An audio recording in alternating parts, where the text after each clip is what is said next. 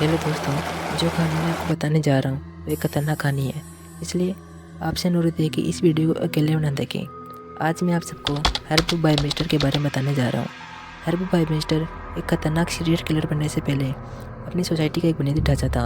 वह अच्छे पति के साथ साथ एक अच्छा पिता भी था। उसके पड़ोसी उसके साथ बातचीत करना पसंद करते थे। वह बहुत अच्छी पार्टी ऑर्गेनाइज किया करता था, लेकिन लोगों को यह पता नहीं था कि उसके अच्छे बर्ताव के पीछे एक खतरनाक बीमारी छिपी हुई थी और उस बीमारी का नाम स्किज़ोफ्रेनिया था।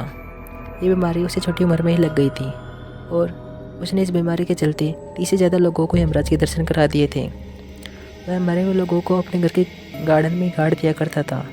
हर्ब का घर इंडियाना में था और उस घर का नाम फॉक्स होलो फार्म था। जब उसकी सोसाइटी के लोग अचानक गायब होने लगे तो इन्वेस्टिगेशन होने लगी। इन्वेस्टिगेशन के दौरान हर्ब यानी उस सीरियल किलर की ओर उंगली उठने लगी। जैसे ही उसे यह पता चला तो वह अपना घर छोड़कर भाग गया और उसने अपनी ज़िंदगी खत्म कर ली। मतलब उसने सुसाइड कर लिया। मरने से पहले उसने एक सुसाइड नोट लिखा जिसमें उसने अपनी मौत का कारण बताया। उसने बताया कि उसका व्यापार ठीक से नहीं चल पाया और उसकी शादी टिक नहीं पाई। मतलब हर्ब शादीशुदा था, लेकिन उसने उस नोट में अपने द्वारा किए गए किसी भी मौत का कोई भी जिक्र नहीं किया। उसकी मौत के साथ ही उसके सारे राज भी दफन हो गए। ना ही इन्वेस्टिगेशन करने वाली टीम को कोई हिंट मिल पाया कि आखिर उसने कुल कितने लोगों को मौत के घाट उतारा था। इन्वेस्टिगेशन के दौरान जब उसके घर की ज़मीन को सर्च किया गया तो उन्हें वहां से 5000 के लगभग इंसानी हड्डियों के टुकड़े मिले, जिसे उन्होंने आइडेंटिफाई किया और उन्हें पता चला कि यहाँ पर काफ़ी लोगों को मारकर दफनाया गया था। अब कहानी में आता है ट्विस्ट। यह है हर्ब बेलमास्टर और यह है मिस्टर रॉब और यह है इनकी पत्नी विक्की और यह है मिस्टर जो। ये रॉब के साथ उनकी कार डीलरशिप में काम करते थे। हमारी कहानी की शुरुआत अब होती है। हर्ब बेलमास्टर ने बहुत से लोगों को अपने घर में दफना रखा है, जिसके चलते उसने सुसाइड कर लिया। इन्वेस्टिगेशन भी पूरी हो गई। इस कहानी के 10 साल बाद एक नया मोड़ आता है। इसमें फॉक्स होलो फार्म को 2 लोग खरीदने आते हैं। घर को खरीदने के कुछ दिनों बाद ही उनके साथ अजीब चीज़ें होने लग जाती है। इन घटनाओं के चलते रहने के कारण उस घर के मालिक ने अपने आईफोन में कुछ ऑडियो रिकॉर्ड किया। ये ऑडियो इतनी डरावनी थी कि सोशल मीडिया पर अपलोड होते ही तेज़ी से वायरल होने लगी। अब आप सोच रहे होंगे कि आखिर मैं किसकी बात कर रहा हूँ और ये मालिक कौन है। असल में कहानी की शुरुआत यहाँ से होती है। अब हम पहुँच जाते हैं सन 2006 में।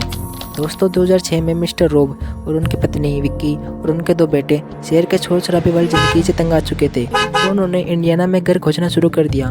इंडियाना शहर की भीड़ भाड़ वाली जगह से बहुत दूर और एक पीसफुल जगह पर था। उन्होंने ऐसा इसलिए किया क्योंकि वह शहर की भीड़ भाड़ तथा तेज रफ्तार से दूर जा सके। तो वह घर ढूंढते ढूंढते फॉक्स होलो फार्म आ पहुँचे। देखने में तो वह हवेली बहुत बड़ी और महंगी लग रही थी, लेकिन यह हवेली उनको बहुत ही कम पैसों में मिल रही थी। तो उन्होंने वहाँ के रियल एस्टेट एजेंट से कांटेक्ट किया तो उन्हें पता चला कि यह प्रॉपर्टी किसी इन्वेस्टर के नाम पर है जो अभी तक बिकी नहीं है। एजेंट ने कहा कि आप चाहे तो घर देख सकते हैं। ये सुनकर वह घर देखने चले जाते हैं। जैसे ही उन्होंने उस घर को अंदर से देखा तो वह घर उन्हें बहुत पसंद आया, क्योंकि वहाँ पर वो सभी चीज़ मौजूद थी जो उन्हें चाहिए थी।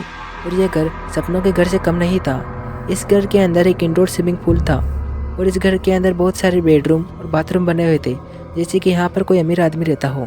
इस घर को देखते देखते मिस्टर रॉब ने अपनी पत्नी को बताया कि आखिर क्या कमी है इस घर के अंदर। कुछ समय घर में घूमने के बाद मिस्टर रॉब को ख्याल आया कि शायद मैंने इस घर के बारे में कहीं रेडियो या टीवी पर सुना होगा।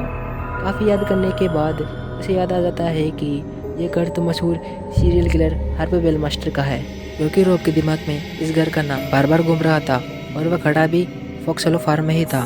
तो फिर उन्होंने घर देखना बंद किया। फिर उन्होंने एजेंट से कहा कि यह घर बहुत सुंदर और खूबसूरत है। उन्होंने कहा कि क्या यह घर मशहूर सीरियल किलर हर्ब बेलमास्टर का है, जिसके बारे में हमने टीवी पर सुना है। एजेंट को पहले से ही पता था कि ये इस तरह के सवाल जरूर पूछेंगे। एजेंट ने कहा कि हाँ, ये घर हर्ब बेलमास्टर अर्थात उस सीरियल किलर का ही है, इसकी वजह से ये घर अभी तक बिक नहीं पाया है और ना ही इसे कोई ख़रीदना चाहता है। क्योंकि आपको तो पता ही होगा कि हर्ब बेलमास्टर ने लगभग 30 से ज़्यादा कंवारे जवान आदमियों को मौत के घाट उतार दिया था और इन्वेस्टर को यहाँ पर हड्डियों के टुकड़े मिलते ही रहते हैं। इसे अंदाज़ा नहीं लग पाया है कि यहाँ पर कुल कितने कंवारे और जवान आदमी दफन है। तब एजेंट ने कहा कि इसे डरावनी जगह रहने के लिए और कोई नहीं है, इसलिए ये जगह इतनी सस्ती है। घर तो बहुत ही अच्छा है, लेकिन इसको खरीदने के लिए कोई तैयार ही नहीं है। तब एजेंट ने कहा कि यदि आप यहाँ पर कंफर्टेबल नहीं हैं तो हम यहाँ से जा सकते हैं। तब मिस्टर रॉब और उनकी पत्नी विक्की ने घर खरीदने का फैसला किया। उन्होंने एजेंट से उस घर को खरीद लिया। घर खरीदने के कुछ हफ्तों बाद ही मिस्टर रॉब, उनकी पत्नी और उनके 2 बेटों ने उस घर में शिफ्ट हो गए। उन्हें यह घर बहुत पसंद आया क्योंकि उनके बेटों को स्विमिंग करना बहुत पसंद था। उन दोनों बच्चों की एक बुरी आदत थी कि वो मिट्टी में लथपथ होकर स्विमिंग वाले कमरे में चले जाते थे और पूल में नहाने लग जाते थे। एक दिन रॉब की पत्नी विक्की स्विमिंग वाले कमरे में मिट्टी को वैक्यूम क्लीनर से साफ कर रही थी, तभी वैक्यूम क्लीनर अचानक बंद हो जाता है। यही नहीं, उस वैक्यूम क्लीनर का प्लग सॉकेट से बाहर निकला हुआ था। विक्की को लगा कि शायद मैंने वैक्यूम का तार जोर से खींच लिया होगा। तब विक्की ने दोबारा उस प्लग को सॉकेट में लगा दिया। फिर दोबारा वह वैक्यूम से मिट्टी को साफ करने लगी, लेकिन वैक्यूम क्लीनर फिर से बंद हो गया। तब वह मन में सोचने लग जाती है, आखिर ऐसा कैसे हो सकता है और आखिर कैसे प्लग सॉकेट से निकलकर 1 फीट दूर जा सकता है, वो भी किसी के खींचे बिना। तब विक्की चौंक जाती है। उसे अच्छे से याद और ध्यान था कि उसे वैक्यूम क्लीनर के तार पर पाँव नहीं रखना है, क्योंकि अभी थोड़ी देर पहले इस गड़बड़ी के कारण वैक्यूम क्लीनर बंद हो गया था। इसलिए विक्की ये रिस्क दोबारा नहीं लेना चाहती। जब वैक्यूम क्लीनर बंद हुआ तो उसने देखा कि वैक्यूम का तार सॉकेट से लगभग 1 फीट दूर पड़ा हुआ था। ये इतने दूर तभी जाता है जब किसी ने प्लग को सॉकेट से बहुत तेज खींचा हो, लेकिन विक्की ने तार को छुआ तक नहीं था। तब वह सोचने लगी कि क्या फिर से मैंने वैक्यूम क्लीनर के तार को खींच दिया। तब विक्की इन सभी बातों को अपने दिमाग से बाहर निकाल देती है और वह फिर से वैक्यूम क्लीनर के प्लग को उस सॉकेट में लगा देती है। प्लग को सॉकेट में लगाने के बाद वह 5-6 बार खींचकर चेक करती है कि प्लग ठीक से लगा है या नहीं। प्लग अच्छे से लग चुका था। अब कुछ भी हो जाए, प्लग सॉकेट से अपने आप निकलने वाला नहीं था। प्लग लगाने के बाद विक्की वैक्यूम क्लीनर के माध्यम से फर्श साफ करने लग जाती है। तो वह फर्श साफ करते करते बार बार उस प्लग की ओर ही देखती रहती है। वह हाथों से तो वैक्यूम चला रही थी, लेकिन उसकी नज़रें उस प्लग की ओर ही थी और सोच रही थी कि आखिर किस वजह से ये बार बार निकल रहा है। तभी वैक्यूम का प्लग उस सॉकेट से उछलकर बाहर निकल जाता है, मानो जैसे उस प्लग को बिजली का झटका लग गया हो। प्लग ऐसे ही नहीं ज़मीन पर निकलकर पड़ गया था, वह हवा में उछलकर सॉकेट से बहुत दूर ज़मीन पर गिरा था। यह देखकर विक्की बहुत डर जाती है और उस वैक्यूम को वहीं छोड़ देती है।